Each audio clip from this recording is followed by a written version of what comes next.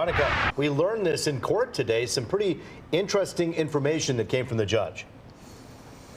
Absolutely, that information coming from the judge. Very surprising now that DDOT worker who's charged with hitting and killing Janice Bauer of Grosse Pointe Park could face up to a year behind bars. She has more than 25 years on the job. Meanwhile, Bauer's loved ones laid her to rest yesterday. Tonight, they're remembering her life. Take a look.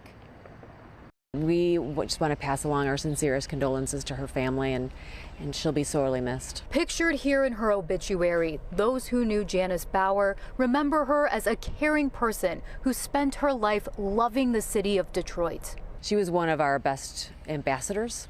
You know, she'd be out in the community talking with her friends, talking with, people who might not have ever come to the Detroit Historical Museum, and suggesting that they visit. Tracy Irwin of the Detroit Historical Society says Bauer was a member for 25 years and a dedicated volunteer.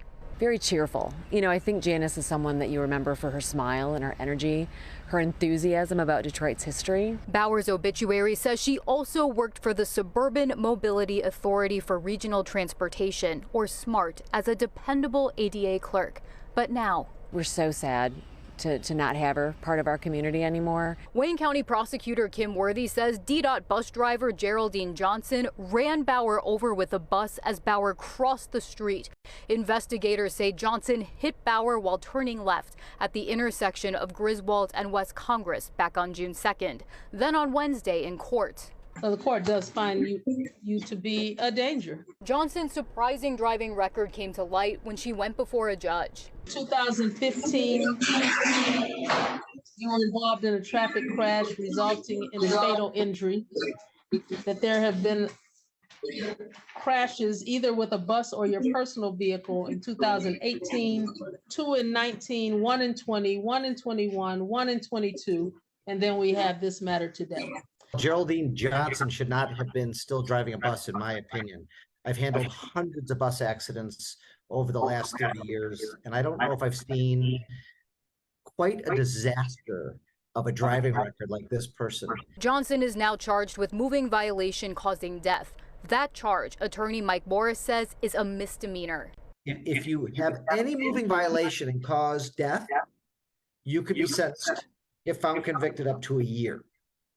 So this isn't a felony where she could be put in prison for many, many years. Now as Johnson awaits her next court date in August, Irwin says we should take away 2 lessons from Bauer's life. If you have an enthusiasm and an excitement for something, get involved, share your talent, and be part of organizations that you care about, but also live life every day, because obviously we just don't know when that's going to end.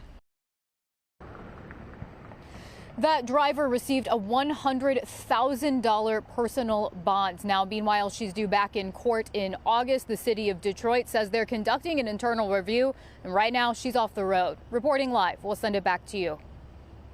Amazing that she was even allowed behind the wheel, like you said. But what does the Secretary of State's office have to say about this?